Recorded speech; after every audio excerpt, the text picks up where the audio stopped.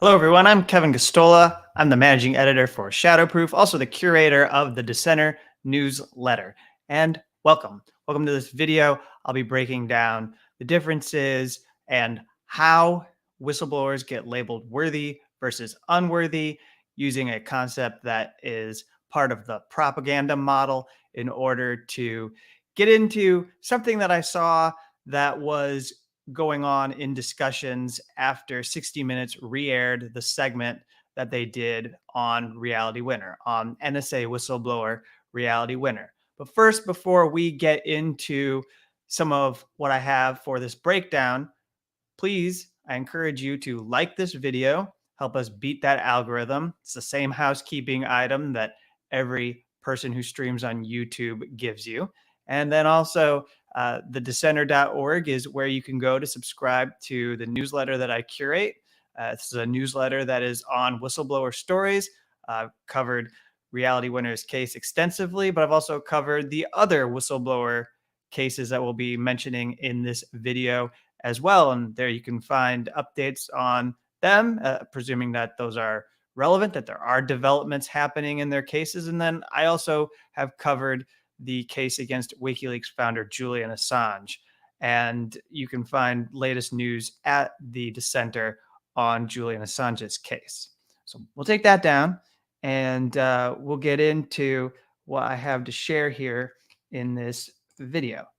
And so last night we had 60 Minutes, as I mentioned, they re-aired the segment with Reality Winner. This was something that they put together, and I believe they broadcast it either it was earlier this year or it was towards the end of last year. I don't have the date exactly, but they re-aired it, and it's pretty clear that Reality Winner in the last year or two has become what we could call a worthy whistleblower. She used to be an unworthy whistleblower. She used to be somebody who elites actually did not support, even though what she disclosed was something that fit into their politics by and large, at least when you look at those who were liberals and occupy the left of center, who were moderates, who were aligned against Trump. Certainly they were sympathetic to what she allegedly revealed, but also they didn't want to support her because of the way in which she had conducted herself and how she disclosed the material.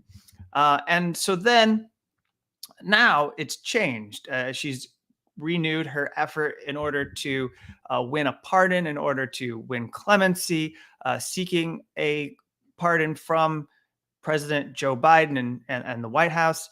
And so let's break this down because essentially this is a construct in which we can address why we have worthy and unworthy victims. This is something that was developed by Noam Chomsky and Edward Herman. I think it applies to the way people talk about whistleblowers and why some are uncomfortable when they see the cast of people who support Reality Winner, because they know those people are certain elites or influential figures who don't normally support whistleblowers, and they only support whistleblowers that are suitable to their politics. They don't really have principles when it comes to supporting individuals in the war on whistleblowers, particularly those who have been prosecuted under the Espionage Act. But again, I remind you that Reality Winner was unworthy up to the last year or two. Worthy whistleblowers are those whistleblowers who we can expect to see elites in and outside of the US government support. They'll tell us that we have permission to support those whistleblowers. These aren't necessarily individuals who aren't revealing anything of value. It's not that there aren't any risks to them. It's not that they aren't being punished unjustly, but that there are factions within the elites, among the elites, those who are in power, who recognize that what is happening to them is wrong. And those whistleblowers who come forward may be boosted by certain political factions. What they're revealing could fit into a partisan political narrative. There will be worthy whistleblowers that Republicans tell us to support. There will be worthy whistleblowers that Democrats tell us to support.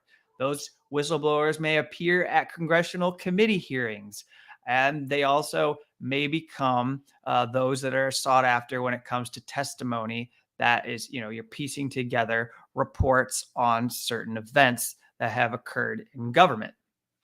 When you're trying to expose scandals, these figures who come forward that we come to know, they're worthy whistleblowers. And those whistleblowers may be figures who were prosecuted to the fullest extent of the law.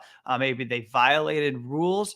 Maybe they were fired and they faced retaliation. But at some point or another, those who are in these elite circles come around to the fact that they do deserve support. And you'll recognize that in the media, in establishment media. You'll see that shows like 60 Minutes, you'll see CNN primetime shows, you'll see MSNBC programs come around to who they are, what they did. They'll introduce you to their stories and they'll give them a chance. And they won't necessarily admit that they were wrong to ignore them when they first came forward. If it's been a while since they engaged in their whistleblowing, but they will present this story as something that is outrageous and that we all need to know about their story and give them our support. On the other hand, unworthy whistleblowers, it's pretty clear who those figures are. Those unworthy whistleblowers, those are people who you ask anybody in the White House, you ask someone who works in the judiciaries, you work somebody who works in the legislative branch, like Congress, they'll say those are not people who blew the whistle. They'll claim that whistleblowers must follow the rules. They must blow the whistle within the confines of the law. They must use proper channels. They'll give you a laundry list of reasons why that person is unworthy of supporting. They'll they'll rationalize the amount of crushing, the amount of silencing that is taking place against that person. The level of retaliation will be acceptable to them. So when they are indicted, if the Espionage Act, as has become a standard way for the Justice Department to go after people who engage in unauthorized disclosures to the media, when the Justice Department does indict someone like Reality Winner, you won't see support for those individuals because they are not worthy. They are not people who are deserving of support. A worthy whistleblower could be someone who becomes an unworthy whistleblower. And an unworthy whistleblower could become somebody who is a worthy whistleblower. So here, for example, consider John Kiriyaku. John Kiriyaku is a former CIA whistleblower. Sorry, he's a former CIA officer. He's a CIA whistleblower who came forward in the late 2000s to confirm that President George W. Bush's administration was engaged in waterboarding and to also say that it was official policy and to also state very clearly that waterboarding was torture. And he did so in this interview. And afterwards, it confirmed a lot that was being exposed about the torture regime being employed by the Bush administration. This was in the final years of the Bush presidency, of his second term. And then, though, he was indicted under the Espionage Act, and eventually he took a plea agreement, and they were able to nail him for violating the Intelligence Identities Protection Act. And I think that the consensus within elite circles was that that was wrong because he was caught confirming the name of an undercover agent to a reporter. And there are complicated details that we could get into, but I just want to make the point that to me, this is someone who, if you looked at him in 2007, 2008, 2009, in fact, he was working for Senator John Kerry. And so he was a worthy whistleblower.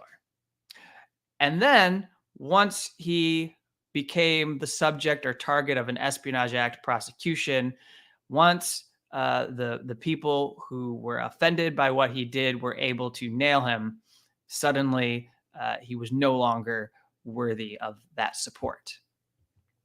You go to Chelsea Manning. Chelsea Manning is someone who was not worthy of any support, but I believe now is considered a worthy whistleblower. In fact, if you go to Wikipedia, whistleblower is in her immediate lead section. It describes her as a whistleblower. And there's no controversy about it. And in fact, many news stories now written on Chelsea Manning that relate to her personal life describe her as a whistleblower. And they're not even really using air quotes anymore. And so something that was unthinkable back in 2012, 2013, when she was prosecuted, is now that she's won. She has won people's hearts and minds. And I think that what she went through and the kind of punishment that she survived is a part of the reason why people have come around to and recognized the fact that she is a whistleblower, and she's been able to speak for herself. She did interviews, and she also spoke herself when she was on trial, when she went through the military court martial. And so everything that she did, it's transparent. And now, in this moment, people have come around to the fact that they are that they are a worthy whistleblower, that she is a worthy whistleblower. And so let's go to Edward Snowden. Edward Snowden is not a worthy whistleblower to elites, and yet he is someone who people support. There is a lot of widespread support for Edward Snowden, NSA whistleblower, for exposing mass surveillance. And in fact, Edward Snowden supported Reality Winner and was in the documentary that was made by Sonia Kennebeck about Reality Winner's case. But if you follow any of the personalities on MSNBC, something they like to do is the divide and conquer strategy of saying that Reality Winner is a good whistleblower and Edward Snowden is a bad whistleblower.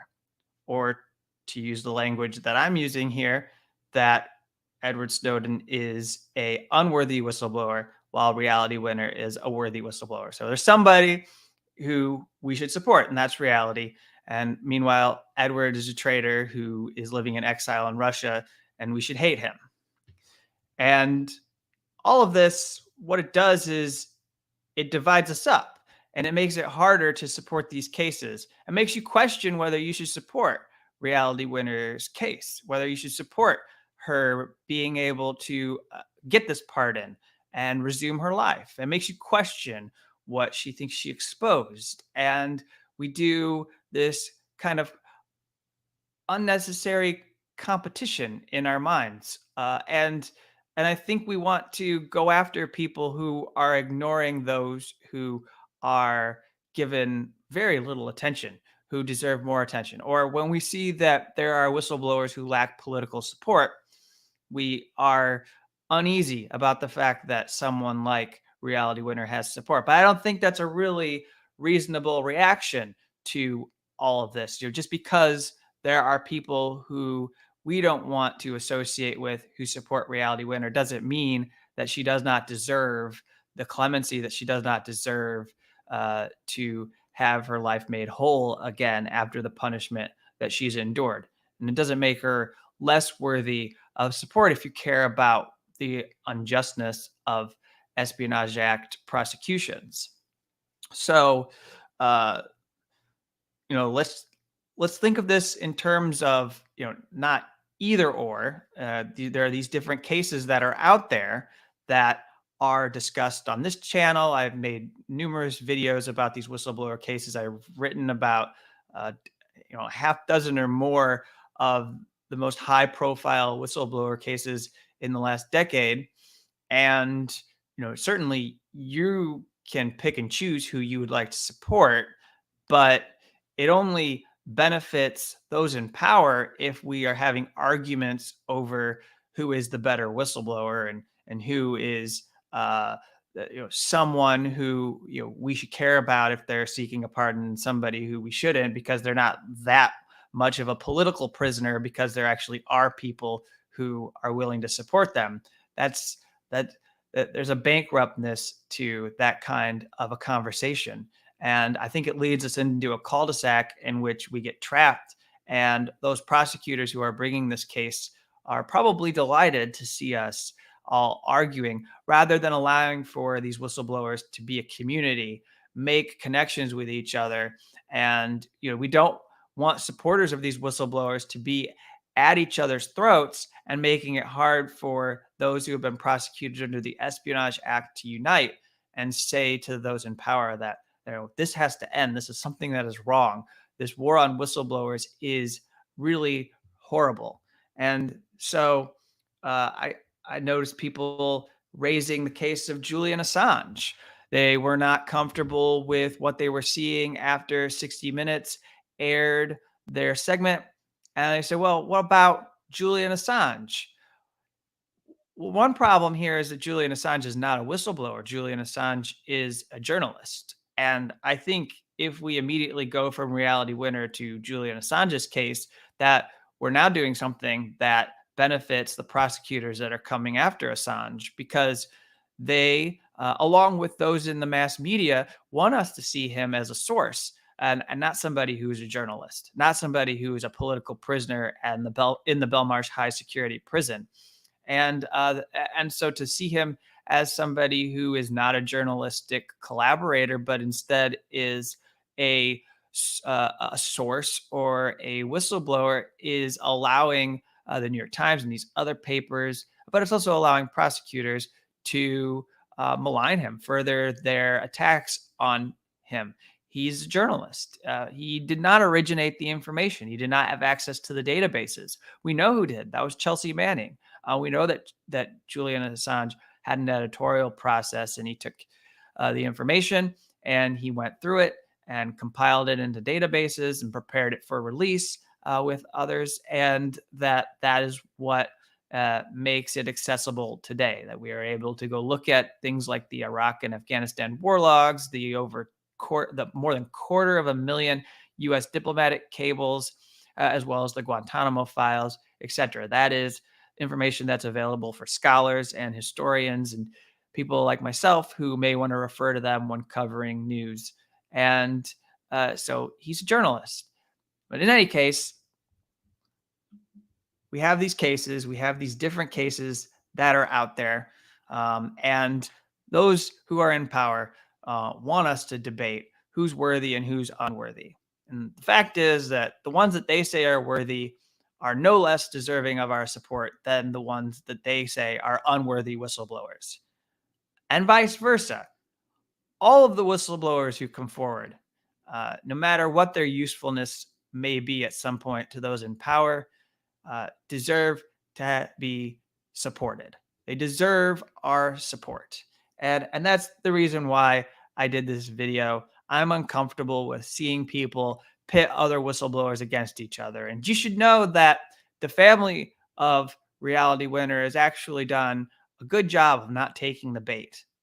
Up to this point, there's been multiple times when they were encouraged to attack someone like Edward Snowden, or they very easily could have gone after some of these people who are more unpopular in order to make the argument that their daughter was much more deserving of clemency or of mercy. But instead, they've made arguments that do not drag down our efforts to challenge what the U.S. Justice Department is doing against truth tellers by and large. Actually, the person that they used to differentiate and say that it was wrong what happened to Reality Winner is to really focus on David Petraeus, and that's the way to go. Let's look at elites who engage in this conduct not for the purposes of exposing corruption, but in order to further their own personal agendas. In the case of David Petraeus, that was about his affair. That was about getting information to his fawning biographer, this biographer that was ingratiating herself with him, and he wanted to be lionized in this book. And so when this book came out, it contained all kinds of classified information and details, or it had been compiled by referencing the classified information that this biographer, Paula Broadwell, was able to see thanks to David Petraeus. So I'm going to end there. I'm going to wrap this up. I think you all get the point. But with that, if you go to the dissenter.org. This is where you can find my newsletter. It's where I curate coverage of whistleblower stories, as well as cover the more recent developments in Julian Assange's case. And I thank you for tuning into this little video, and I'll be back soon with more on this YouTube channel. Thank you.